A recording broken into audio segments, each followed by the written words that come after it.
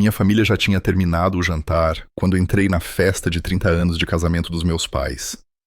Os pratos estavam retirados, as taças cheias, as risadas altas, sem mim. Então, minha mãe deslizou uma nota de Happy Advice pela mesa. Minha irmã sorriu de lado. Você é o nosso caixa eletrônico. Todos riram como se fosse a coisa mais engraçada que já tinham ouvido. Eu não ri. Rasguei a nota ao meio, saí da sala e jurei que tinha acabado. Mas 3 meses depois, o banco me ligou. E o que eu descobri cortou mais fundo do que qualquer piada naquela mesa. Eu sou Xavier Almeida. E esta é a minha história. Estou prestes a compartilhar algo muito pessoal. Mas antes, você pode dizer um oi nos comentários ou me dizer de onde você é. Adoro saber até onde minha história chega. É sempre bom saber que não estou sozinho nisso. Obrigado. E agora, deixe-me contar tudo. Se esta história ressoar com você, por favor, inscreva-se no canal. Cada voz, cada ouvinte te faz a diferença. E às vezes, saber que você está aqui ajuda a carregar o peso de contá-la. Quando finalmente passei pelas portas de vidro do Jardim das Graças, a comemoração dos 30 anos dos meus pais já estava terminando. São Paulo tinha me mostrado o seu pior naquela noite. Granizo batendo no para-brisa, as luzes de freio enfileiradas como um rio vermelho na Marginal Pinheiros. E eu entrei, quase 1 hora atrasado. Encharcado apesar do guarda-chuva, meu pulso ainda acelerado pela tempestade lá fora. Lá dentro, a luz era quente e dourada, o tipo de brilho feito para a celebração. Mas quando entrei na sala de jantar privativa, pareceu menos como chegar a uma reunião de família e mais como tropeçar em uma festa onde meu nome tinha sido esquecido na lista de convidados. Os pratos estavam de lado, garfos tilintavam contra tigelas de sobremesa e as risadas rolavam pela mesa. Minha cadeira estava intocada, o guardanapo ainda dobrado. Nenhum prato na minha frente. Esse sempre foi o meu lugar na família Almeida, presente, mas não considerado. Meu pai, Martim, gerente do Banco Nacional Primus, mantinha sua imagem impecável de banqueiro. Nunca um fio de cabelo fora do lugar. Minha mãe, Lídia, equilibrava números e aparências com igual precisão. E minha irmã, Sofia, bem, ela era a maior conquista da família. Sócia de um escritório de advocacia na Faria Lima, casada com Daniel, um cirurgião com um sorriso impecável.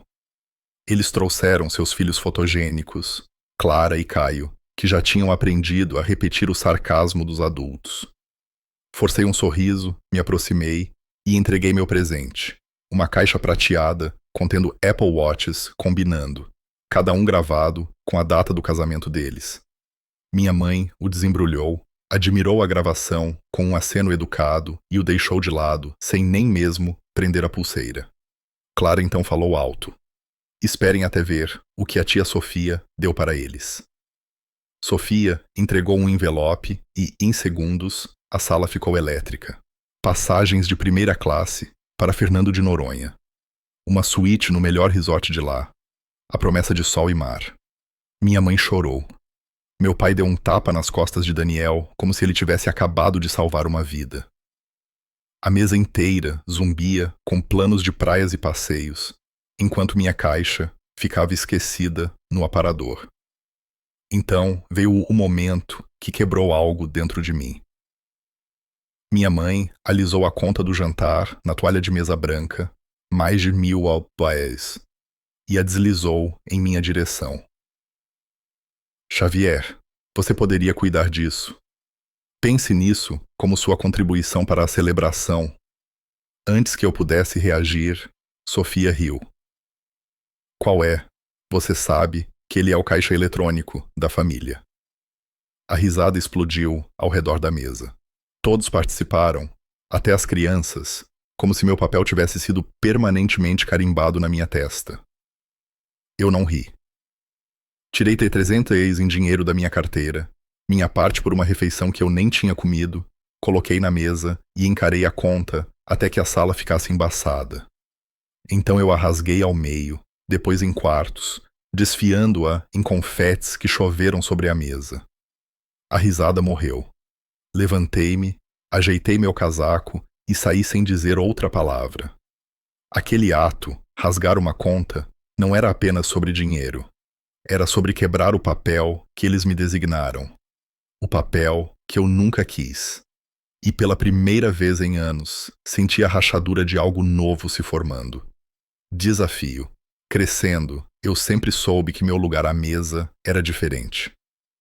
As conversas no jantar giravam em torno dos troféus de Sofia, suas notas máximas, suas bolsas de estudo. Meus boletins, cheios de notas 8 e 9, arrancavam suspiros e aquela pergunta inevitável: por que você não pode ser mais como sua irmã? Meus desenhos, que ganhavam concursos locais, eram chamados de hobbies fofos, enquanto suas vitórias em debates mereciam jantares comemorativos. A mensagem era clara. Sucesso significava prestígio, e prestígio era tudo o que contava na casa dos Almeida. 3 anos atrás, tudo mudou. Por impulso, enquanto comprava um café em Pinheiros, peguei um bilhete da Mega Sena. Contra todas as probabilidades, ganhei $200 mil. Não era uma riqueza que mudaria minha vida, mas o suficiente para respirar de novo. Paguei meus empréstimos estudantis, comprei equipamentos novos para meu trabalho de design, construí uma rede de segurança. Eu não pretendia contar a ninguém, mas durante um jantar de família, minha mãe perguntou por que eu parecia tão relaxado ultimamente. Sem pensar, deixei escapar. A atenção deles mudou da noite para o dia. De repente, fui incluído nos grupos de mensagens, convidado para férias, chamado para jantares semanais. Por um breve momento, acreditei que talvez eles tivessem finalmente me aceitado. Mas não demorou muito para ver o padrão. Cada gesto caloroso era apenas o prelúdio de um pedido. Começou com meu pai. O carro dele quebrou e ele precisava de apenas um pequeno empréstimo até o bônus dele chegar. $7 mil depois, não houve menção de pagamento. Quando toquei no assunto, ele pareceu ofendido e me lembrou que eles pagaram minha faculdade. Família ajuda família, ele disse. Depois, Sofia pediu $4 mil para que Clara pudesse frequentar um acampamento de verão de prestígio, embora ela e Daniel tivessem acabado de voltar de uma viagem de esqui em Bariloche. Minha mãe queria dinheiro para uma reforma na cozinha. Daniel insinuou uma oportunidade de investimento. Até as crianças entraram na onda. Clara pediu um tablet de desenho. Caio, um computador novo. O maior pedido veio quando o telhado do chalé em Campos do Jordão desabou. É o lugar de encontro da nossa família, disseram eles. Entreguei $22 mil para consertá-lo. E durante tudo isso, nunca ouvi um obrigado genuíno. Olhando para trás, os sinais estavam lá o tempo todo. Cada pedido era aquele embrulhado em laços de obrigação disfarçados de amor. E toda vez que eu dava, eu esperava que eles finalmente me vissem. Não como a ovelha negra da família. Não como a decepção, mas como alguém digno de pertencer. Em vez disso, tornei-me a rede de segurança não declarada deles, o caixa eletrônico em forma humana. Na época daquele jantar de aniversário, eu já deveria saber. Mas parte de mim ainda queria um lugar à mesa.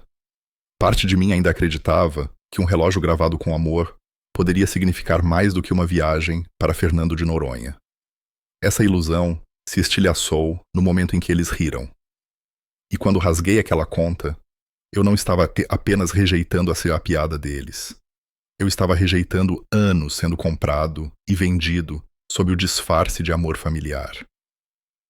Na noite em que rasguei aquela conta ao meio, algo dentro de mim se partiu também.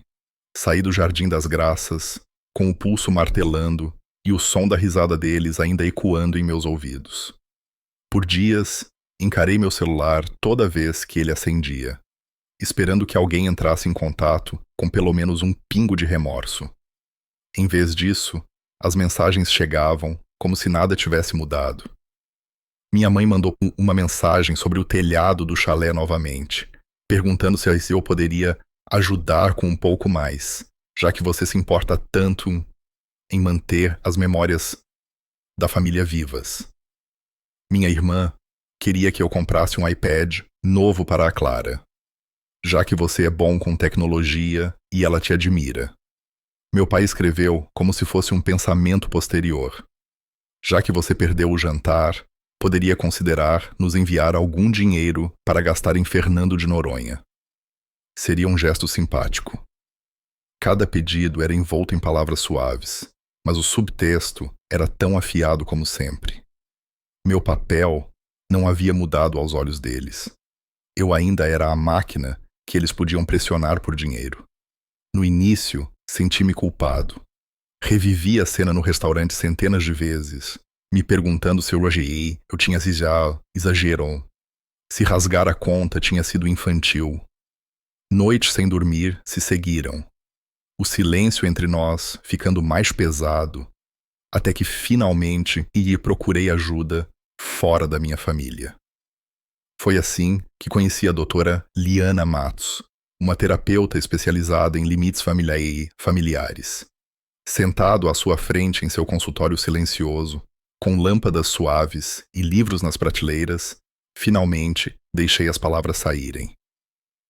Eu nunca tinha dito em voz alta que minha família só me amava quando minha carteira estava aberta, que minhas conquistas eram descartadas a menos que viessem com um recibo. Ela ouviu atentamente e então disse algo que se alojou no meu peito. Você não está apenas de luto pelo relacionamento que perdeu.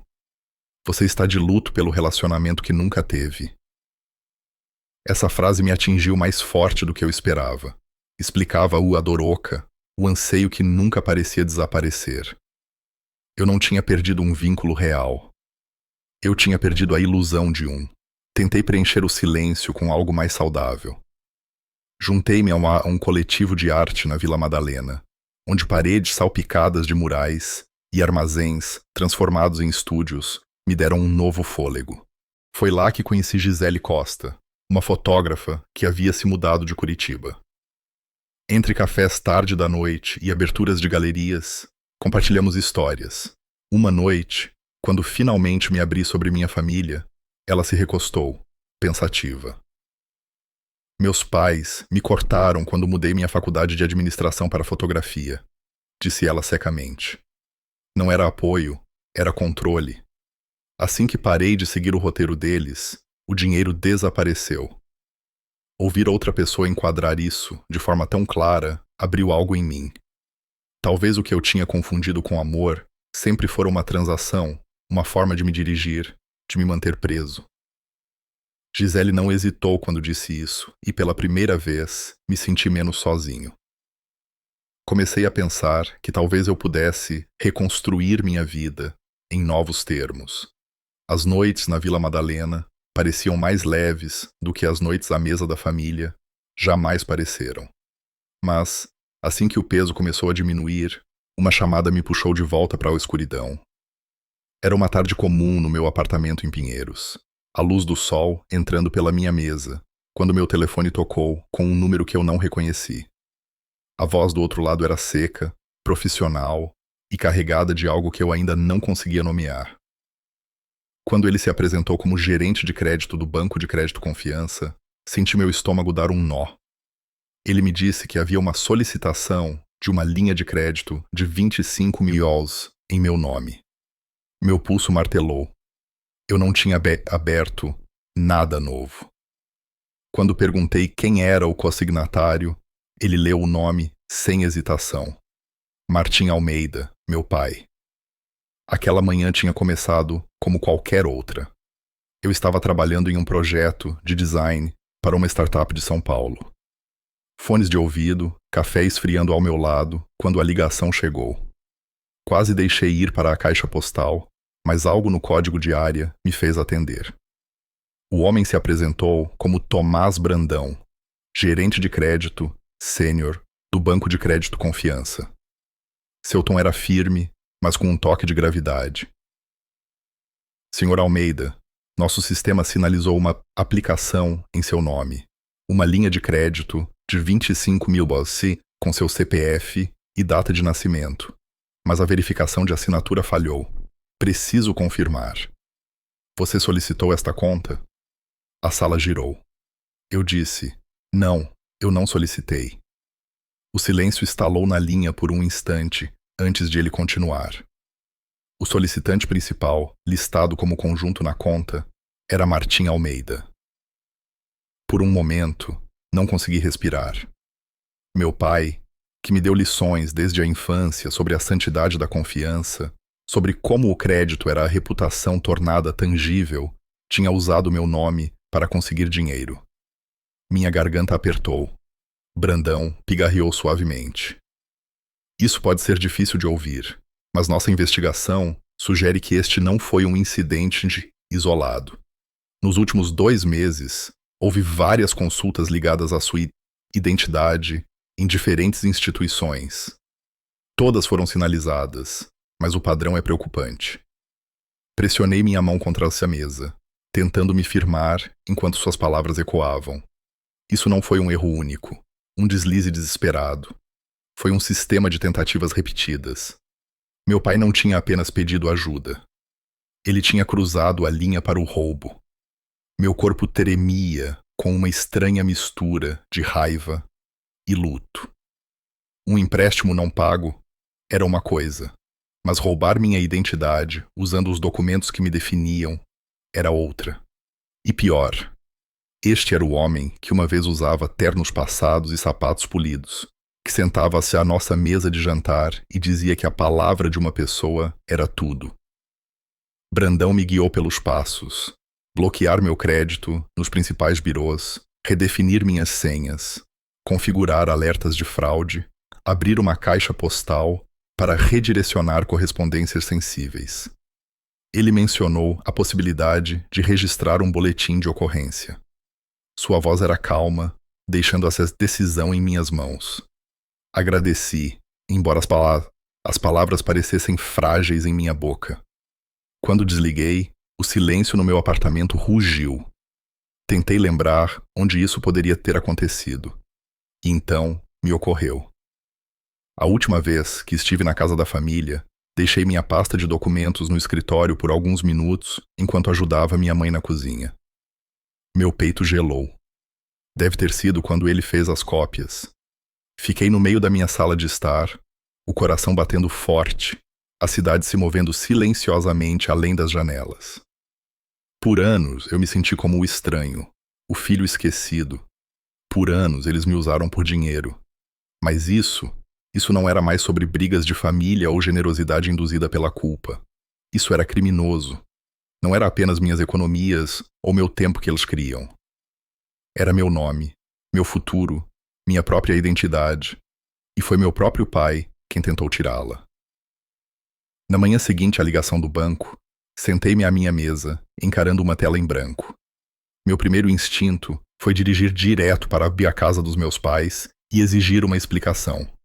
Mas a lembrança de cada confronto passado me deteve. Eu sabia exatamente como seria. Vozes altas, transferência de culpa, até que eu saísse me sentindo o vilão. As palavras da doutora Matos ecoaram em minha cabeça. Se você os encontrar pessoalmente, eles vão distorcer a história. Escreva, mantenha o controle. Então, abri um novo e-mail e meus dedos começaram a se mover. Escrevi para todos eles, meu pai, minha mãe, Sofia, Daniel, até mesmo minha tia Patrícia. A linha de assunto era dura. O que eu sei? Eu expus tudo. Que eu tinha provas do banco de que meu pai tentou abrir uma linha de crédito em meu nome. Que isso não era apenas um erro, mas um crime. que eu estava escolhendo, por respeito ao nome da família, não prestar queixa, por enquanto. Mas a decisão vinha com um preço. Eu não daria mais um centavo a ninguém. Nem para viagens, nem para acampamentos, nem para carros ou casas. Eu disse a eles claramente: se vocês continuarem a desculpá-lo ou a negar isso, cortarei o contato. Recuso-me a desempenhar o papel de caixa eletrônico da família por mais tempo. Li de volta 2 vezes, com o peito pesado, e então cliquei em enviar. Por um longo tempo, nada veio. Então, as respostas começaram a chegar, cada uma revelando exatamente o que eu temia. Meu pai não respondeu. Seu silêncio foi mais alto do que qualquer negação.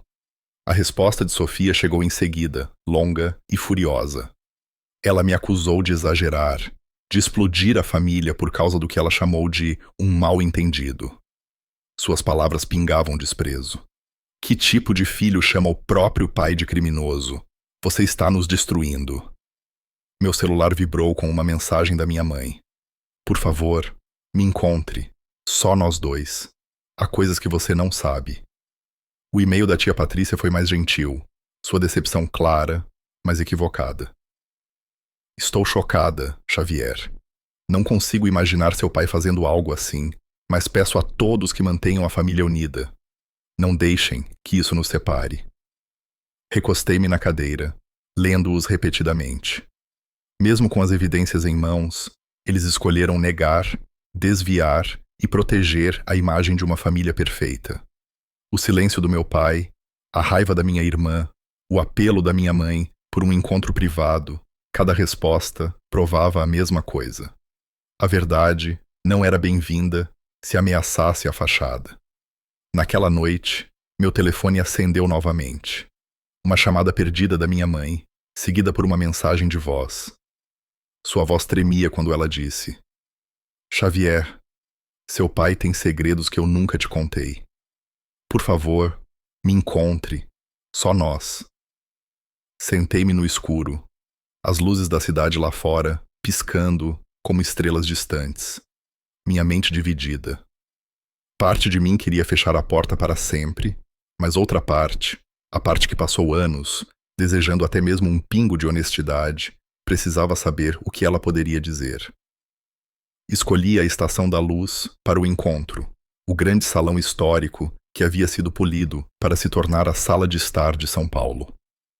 Sentei-me em uma mesa de café, perto da porta, um lugar de onde eu poderia sair se as coisas ficassem feias.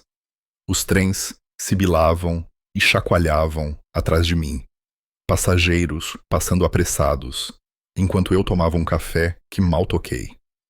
Quando minha mãe finalmente chegou, mal a reconheci. Lídia Almeida, sempre impecável, agora parecia desgastada. Seu cabelo estava despenteado, seu blazer amassado, seus olhos marcados pelo cansaço. Ela se sentou na cadeira e à minha frente, segurando um guardanapo como se fosse uma tábua de salvação. Xavier, ela começou, sua voz pequena.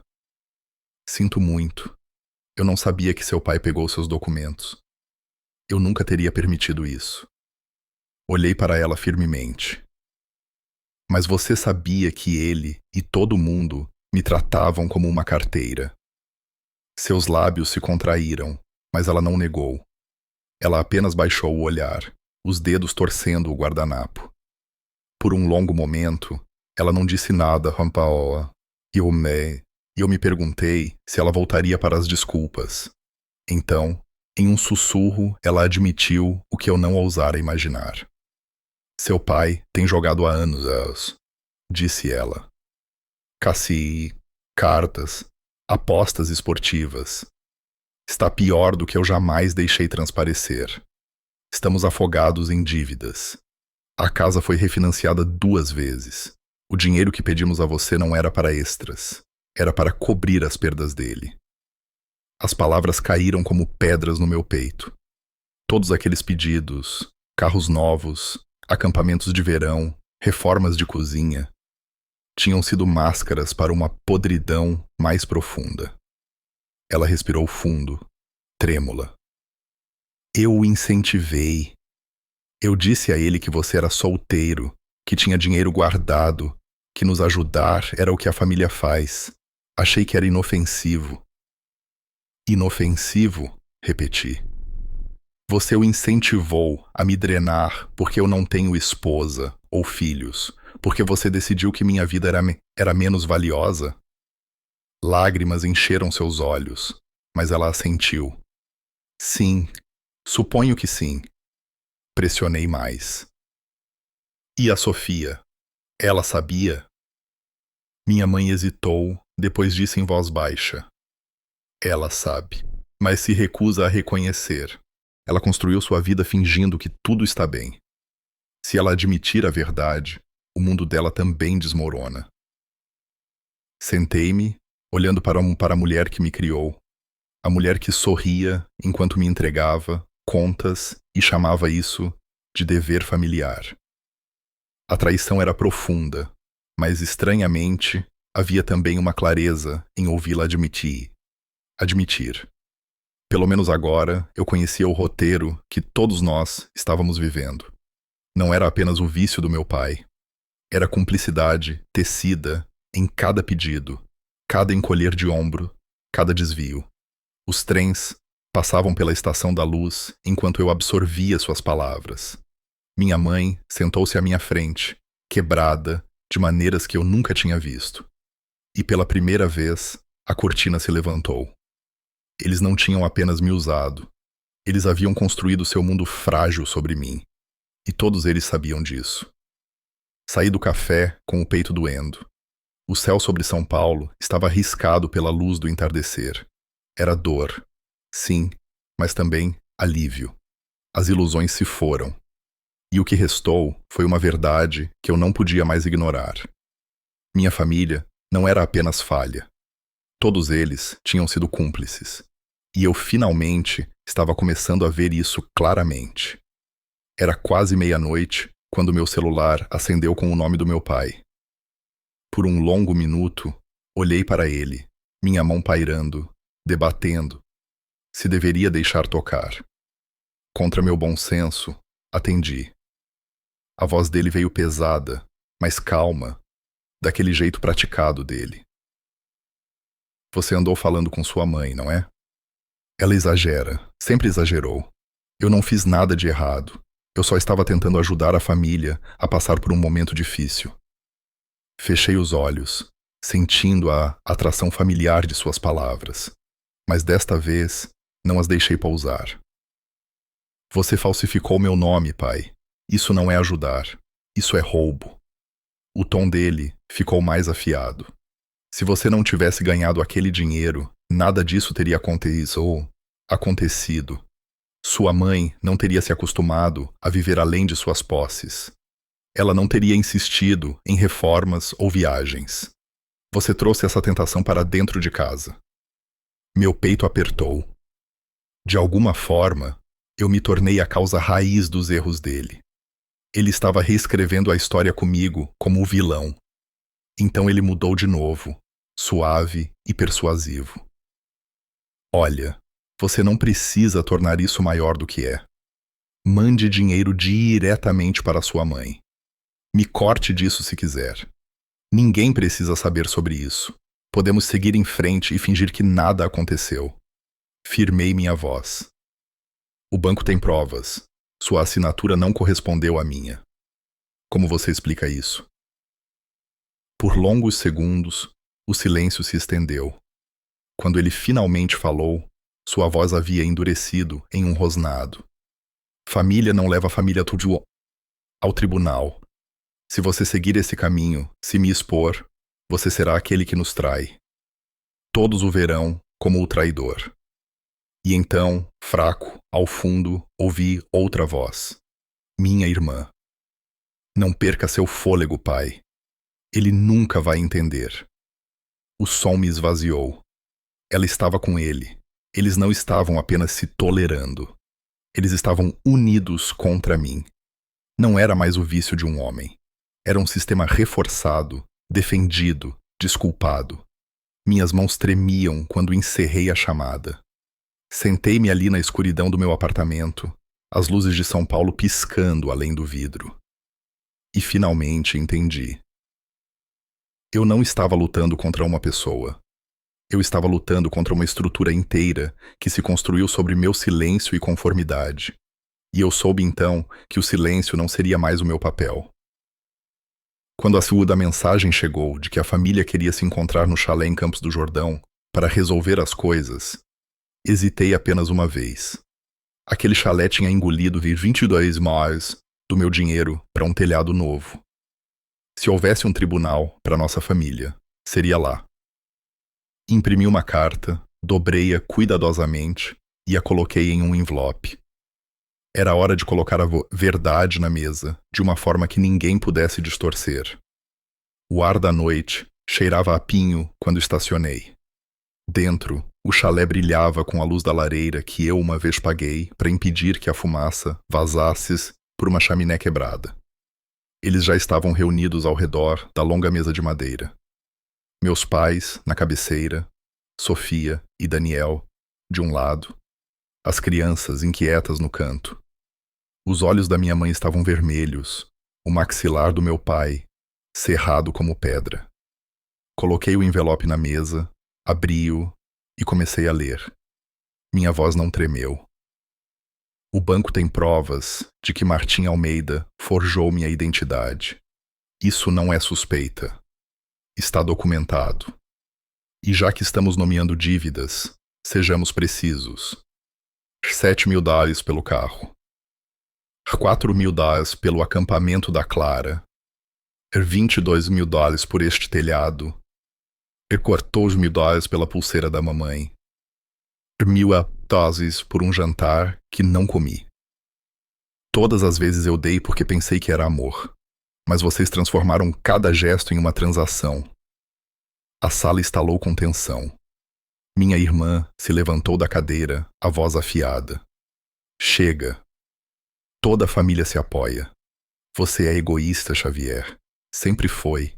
Você só pensa em si mesmo. Encarei-a diretamente. Quando fiquei doente por semanas, quem me visitou? Quando fechei meu maior contrato, quem ligou para parabenizar? Nem você, nenhum de vocês. Família não é unilateral. Meu pai bateu a mão na mesa e se levantou. Se você nos cortar, então não se atreva a nos chamar de família. Nós também não vamos te reconhecer. Sustentei seu olhar. Você não precisa me deserdar. Você fez isso anos atrás, quando decidiu que meu valor estava apenas no que eu podia fornecer. O ar se partiu quando minha mãe desabou. Sua voz se ergueu, grossa de lágrimas. Pare, Martim. Pare de fingir. Todos nós estivemos mentindo. Você destruiu esta família com seu vício em jogo, e eu deixei acontecer porque tive muito medo de enfrentar a verdade. Ela se virou para mim, o rosto contorcido.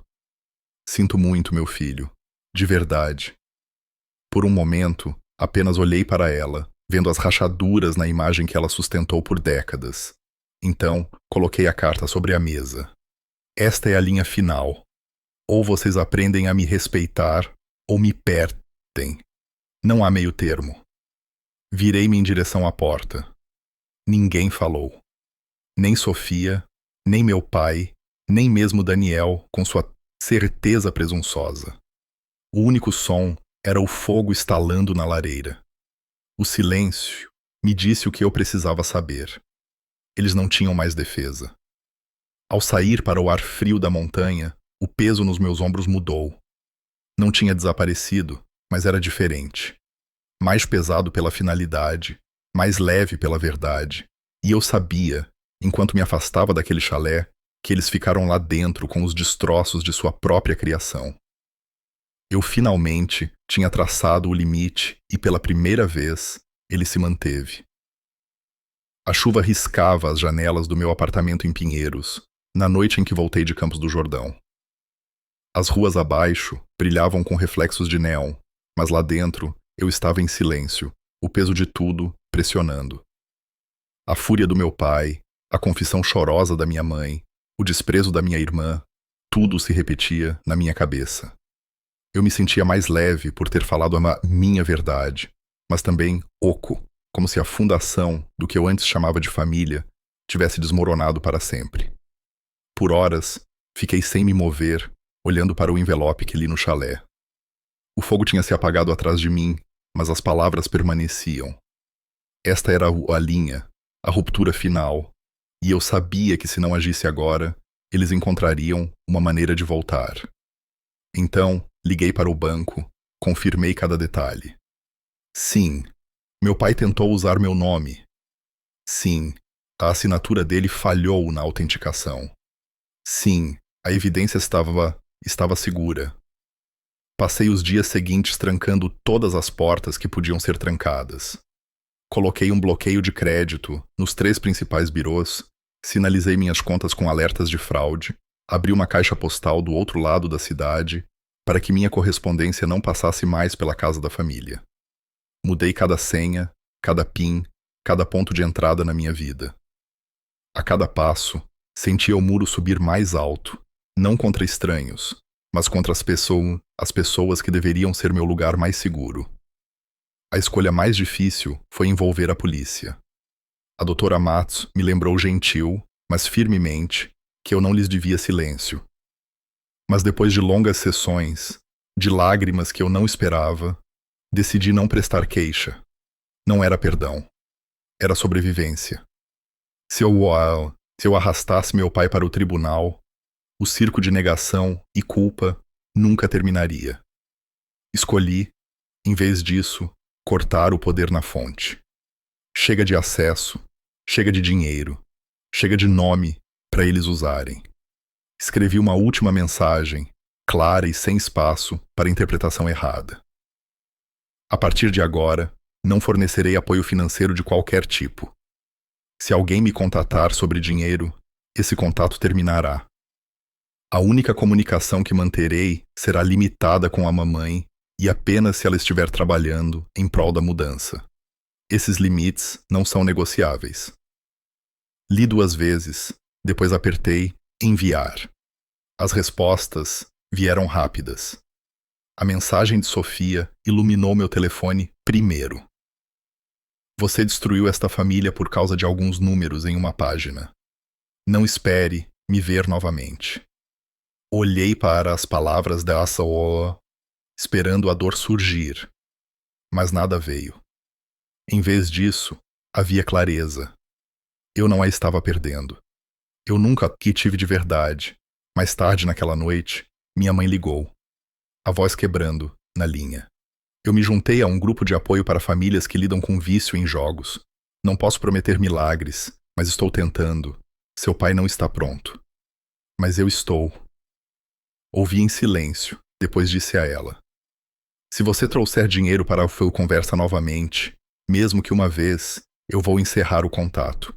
Esta é a última chance. Ela chorou, mas concordou. Quando desliguei, fui até o espelho. Pela primeira vez, pude encontrar meu próprio reflexo sem vergonha. Eu não sou seu caixa eletrônico, sussurrei, firme e certo. Eu sou eu. As palavras eram tanto uma declaração quanto um voto. O muro estava construído.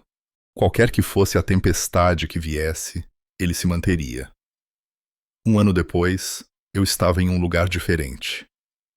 Deixei Pinheiros e me mudei para um loft ensolarado em Santa Cecília, com tetos altos e janelas largas que banhavam os cômodos com a luz da manhã. Nas paredes, penduravam telas que eu pintei, explosões abstratas de cor que carregavam pedaços de noites escuras demais para nomear. O espaço parecia vivo, só meu, não mais uma extensão do livro-caixa da família. Meu estúdio de design cresceu. Clientes me indicavam para outros. Projetos se alinhavam com meses de antecedência. Eu dividia o tempo entre o trabalho e o coletivo da Vila Madalena, onde minha arte estava exposta ao lado de murais e fotografias. Nas aberturas, risadas e música enchiam o ar. E pela primeira vez, eu pertencia sem ter que pagar pela entrada. Gisele Costa se tornou mais do que uma amiga. Passávamos as noites caminhando por galerias, trocando histórias sobre como nos desembaraçamos das cordas que nossos pais puxavam. Ela me lembrava com frequência que a família podia ser escolhida, que a conexão não precisava de sangue para ser real. Perto dela, eu me sentia mais leve, como se os velhos roteiros, finalmente, tivessem afrouxado seu domínio. Meu pai, eventualmente entrou em um programa de tratamento para o jogo, embora não por minha causa. Fiquei sabendo pela minha mãe, que ainda ligava, uma vez por semana, sua voz mais suave agora, cheia de coisas comuns. Receitas que ela tentou, livros que leu, o tempo. Ela não pedia mais dinheiro. Nenhuma vez. Sofia permaneceu distante, enviando apenas mensagens de feriado com saudações rígidas. Era melhor assim. Uma tarde, minha mãe me entregou uma pequena caixa quando nos encontramos brevemente em para um café. Dentro estava essa pulseira de diamantes que eu comprei para ela anos atrás. Aquela que ela uma vez desfilou em festas, como se fosse prova de devoção. Eu não mereço isso, ela sussurrou. Deveria ser sua de novo. Peguei sem raiva, mas não a coloquei. Guardei-a em uma gaveta quando cheguei em casa. Não era mais um lembrete de perda, mas de encerramento. A cena final daquele ano aconteceu em um restaurante escondido em uma rua tranquila de São Paulo. Sentei-me sozinho em uma mesa de canto, uma única vela piscando entre mim e a taça de champanhe que pedi. Pensei no Jardim das Graças, na humilhação daquela noite em que riram de mim enquanto a conta deslizava pela mesa. Pensei no papel rasgado em minhas mãos, no silêncio que se seguiu, na tempestade que veio depois. E então levantei minha taça, não para eles, mas para mim. Aos limites, disse suavemente, e bebi. O que eu aprendi foi simples, mas inabalável. O amor não pode ser comprado, e o respeito começa na linha que você traça para si mesmo. Eu não mais perseguia a aprovação deles ou confundia meu valor com o que eu podia dar. Encontrei algo mais durável.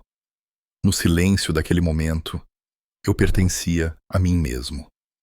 E pela primeira vez, isso era o suficiente. Há noites em que ainda ouço a risada deles na minha cabeça, o eco daquele jantar, quando me chamaram de caixa eletrônico da família.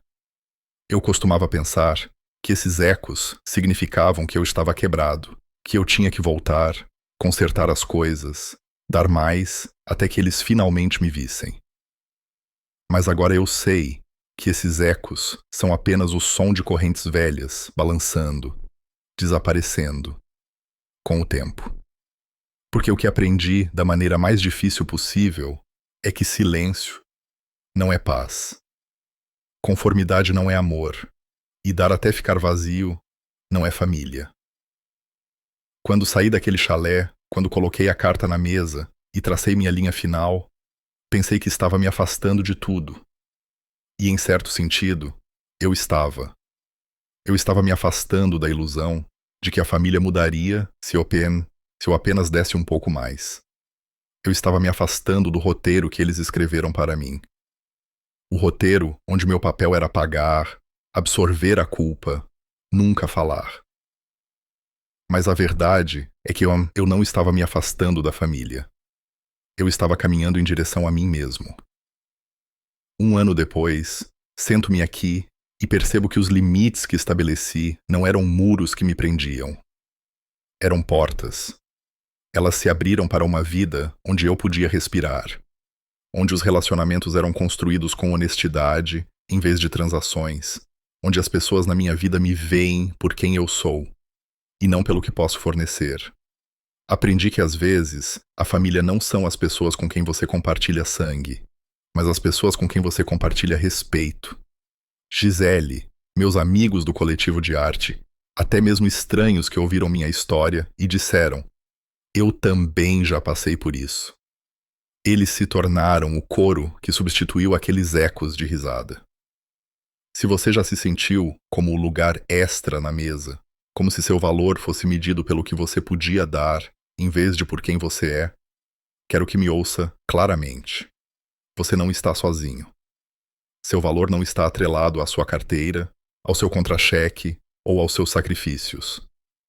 Seu valor existe porque você existe. E no momento em que você decide traçar essa linha, dizer não, se proteger, você não está destruindo sua família. Você está se salvando. E isso não é egoísmo. Isso é sobrevivência. Isso é dignidade. Olhando para trás, não me arrependo de ter rasgado aquela conta ao meio. Na época, pareceu imprudente. Agora, vejo como o primeiro ato de desafio, a faísca que acendeu todo o resto. Aquele papel picado foi meu primeiro limite real, minha primeira declaração de que eu era mais do que a piada recorrente deles. Às vezes, a mudança começa nos menores gestos. E às vezes é preciso atear fogo aos papéis que os outros te forçam a desempenhar para entrar na vida que você merece. Então, eu ergo minha taça novamente esta noite, e todas as noites, não com amargura, mas em recuperação. Aos limites, às linhas que traçamos, que dizem, aqui é onde eu termino e você começa. A coragem que é preciso para se afastar daqueles que se recusam a te respeitar. E, acima de tudo, a força silenciosa de aprender a se apoiar, por si mesmo. Se minha história fala com você, se você viu seu próprio reflexo em minhas palavras, espero que fique comigo. Deixe um simples comentário, diga oi, ou me diga de onde está assistindo. Porque toda vez que ouço de vocês, isso me lembra que nenhum de nós está tão sozinho quanto nos sentimos naqueles momentos sombrios. E se você ainda não se inscreveu neste canal, não porque os números importam, mas porque a conexão importa. Porque quando você clica nesse botão, você não está apenas seguindo uma história. Você está se juntando a uma comunidade de pessoas que sabem como é ser subestimado, usado ou descartado, e que estão aprendendo, peça por peça, a recuperar suas vidas. Obrigado por estar aqui, por ouvir, por dedicar seu tempo a essa minha história, a minha história. Isso importa mais do que você imagina. E se você levar algo daqui, que seja isto. Você não precisa continuar pagando por um lugar à mesa de outra pessoa. Construa a sua própria, estabeleça seus próprios limites e convide apenas aqueles que veem seu valor, sem uma etiqueta de preço anexada. Foi o que eu fiz. É o que continuarei fazendo. E talvez, apenas talvez, seja o que você precisa também. Aos limites, à liberdade e a você.